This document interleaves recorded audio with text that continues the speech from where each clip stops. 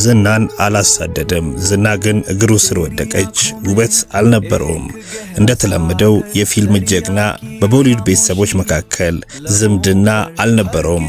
ነገር ግን ዓለም ያወቀው አንድ ስም አለ፣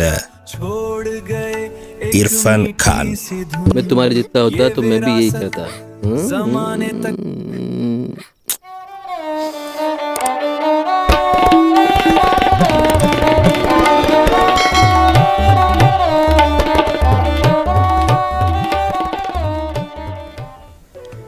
ኢርፋን खान እንዴት አንድ ተራ በሰሜን ምዕራብ ህንድ በመተገኝ ፒንክ ሲቲ ተብላ በመተታወቅ ታሪካዊት የቱሪስት ቦታ የተወለደው የጃይፑር ልጅ ምንም አይነት የፊልም ግንኙነት ሳይኖረው የቦሊውድና የሆሊውድ ትልልቅ ሰዎችን አንገት እንዲደፉ እንዴት አደረገ?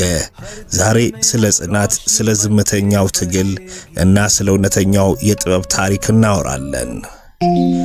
ይህ ታላቅ ሰው የምታከብሩት ከሆነ ቪዲዮን ላይክ በማድረግ ጀምሩ። ዛሬ 500 ላይክ እንደርሳለን። በእናንተ አስተዋጽኦ ማለት ነው። So I was very shy and we were not allowed to watch films because our family used to look down upon films. But as I grew up, I used to get, I used to tell lies and I used to go for some time and I used to watch films in installments, not full film, because I couldn't give excuse that for 2 hours where was I. So I used to watch them in installments. ኢርፋን የተወለደው በህንድ ጃይፑር ከተማ ነው። አባቱ አዳኝ ነበሩ። ቤተሰቡም በጣም ተራና ከጥበብ ዓለም የራቁ ነበረ። ኢርፋን ገና በልጅነቱ ትወናን ይወድ ነበር። ነገር ግን በሩ ዝግ ነበር። ብሔራዊ የድራማ ትምህርት ቤት NSD ሲገባ አባቱ ሞተው ነበር። በኪሱ አንድም ሳንቲም ሳይኖረው በባዶ ሆዱ ስለ ትወና ህልም ያልም ነበር። ተስፋ የሚያስቆርጡ ብዙ ነገሮች ቢገጥሙትም ውስጡ ያለው እሳት ግን አልጠፋም ነበር። तेरी आंखों में एक गहरा सागर, दरिया की खामोशी लबों पर, हर किस्से में एक नया रंग भरा, छोड़ गए एक मीठी सी धुन। ये विरासत ज़माने तक रहेगी, हर दिल में रोशनी बन के बहेगी। ለአመታት በትንሽ የቴሌቪዥን ድራማዎች ላይ ሰርቷል። ክፍያው በጣም አነስተኛ ነበር። በቦሊውድ ውስጥ ጀግና ለመሆን አትመጥንም ተብሎ ተነቋል። ፊቱ እንደ ተዋናይ አያምርም ተብሎ ተገፍቷል። ብቸኝነት፣ መጠራጠርና እንዲሁም ረጅም የዝምታ ዓመታትን አሳልፏል። आपकी दुकान पे बाहर आएंगे आपके साथ। अब चलो निकलो। एक मिनट शूटिंग कहाँ पर है? ኢርፋን ግን በአንድ ነገር ያምን ነበር። ጊዜው ሲደርስ ጥበብ ትናገራለች። ብዙ ጊዜ ትወናን ሊተወው አስቦ ነበር። ነገር ግን ጽናት አሸነፈ። በሕይወታችሁ ተስፋ የቆረጣችሁበት ጊዜ አለ? ኮሜንት ላይ ጻፉት። ለሌላው ደግሞ አይዞ ወይንም አይዞሽ እያላችሁ መልሱላቸው። ሰብስክራይብ ማድረጋችሁንም እንዳትረሱ። ጽናት ये विरासत ज़माने तक रहेगी, हर दिल में रोशनी बन के बहेगी। እንደ አውሮፓውያኖቹ አቆጣጠር በ2012 ፓን ሲንግ ቶማር የተባለው ፊልም ሁሉንም ነገር ቀየረው። ይህ ፊልም ኢርፋን ተዋናይ ብቻ ሳይሆን መድኃኒት መሆኑን ያሳየበት፣ የሀገሪቱ ትልልቅ ሽልማቶችን የጠቀለለበት፣ ዓለም በድንገት ከቅፏ የነቃችበት፣ ኢርፋን የሚባል ድንቅ ተዋናይ መኖሩን ያሳወቀበት ነበር።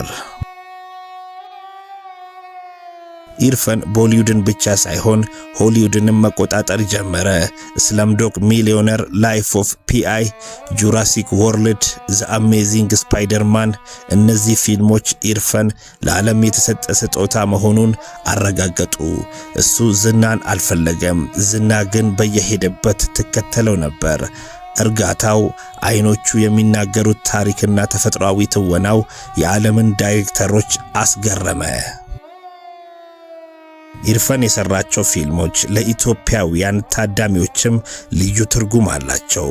ዘ ላንች ቦክስ ስለ ብቸኝነትና ስለ ፍቅር በዝምታ የሚያወራ ድንቅ ሥራ ነው። ሂንዲ ሚዲየም በትምህርት ስርዓት ውስጥ ስላለው ትግል የሚያሳይ ፊልም ነው። ይህ በኢትዮጵያም ያለ ተጨባጭ እውነታ ነው። እነዚህ ፊልሞች የሚያስተምሩት ሕይወት ምንም ያህል ከባድ ቢሆን በትህትናና በሥራ ማለፍ እንደሚቻል ነው። እንደ ቶም ሃንክስ ያሉ የሆሊውድ ኮከቦች ኢርፋን በክፍሉ ውስጥ ካሉ ሰዎች ሁሉ ምርጡ ነው ብለውታል። በህንድ ደግሞ ሻሩክ ካሃን እና አሚታብ በቸቻን በአክብሮት አንገታቸውን ደፍቶለታል። እሱ የተዋናዮች ሁሉ ተዋናይ ነው ሲሉ ያሞካሹታል። በግል ሕይወቱና በትዳር ሕይወቱ ከአንድ ዝነኛ ሰው ጀርባ አንዲት ጠንካራ ሴት አለች እንደሚባለው ሱታፓ ሲክድር በኮሌጅ ፍቅራቸው የጀመሩት ጥንዶች በችግር ጊዜም ሆነ በዝና ጊዜ ተለያይተው አያውቁም። እውነተኛ ፍቅር ከዝና በላይ መሆኑን ለዓለም አሳይተዋል። በ2018 ያልታሰበ መርዶ መጣ። ኢርፋን ከባድ በሆነ የካንሰር አይነት ተያዘ። ለዓመታት በጽናት ታገለው፣ አልተሸነፈም። ይልቁንም ህመሙን በፈገግታ ተቀበለው። ሚያዝያ 2020 ላይ ግን ዓለም ይህንን ታላቅ ኮከብ በሞት ተነጠቀች። ዓለም አለቀሰች። ነገር ግን ኢርፋን አልሞተም። በሰጠን ሥራዎች ውስጥ ዘላለም ይኖራል። ኢርፋን ካን ያስተማረን ትልቅ ትምህርት አለ። ኮከብ ለመሆን ቆንጆ መሆን አያስፈልግም። ከባለጸጋ ቤተሰብ መምጣት አያስፈልግም። ዝምድናም ቢሆን አያስፈልግም። የሚያስፈልግ ጽናት፣ ትዕግስትና በራስ መተማመን ብቻ ነው። እሱ በድንገት ኮከብ አልሆነም። ተስፋ ባለመቁረጥ የጥበቡ ታሪክ ሆነ እንጂ።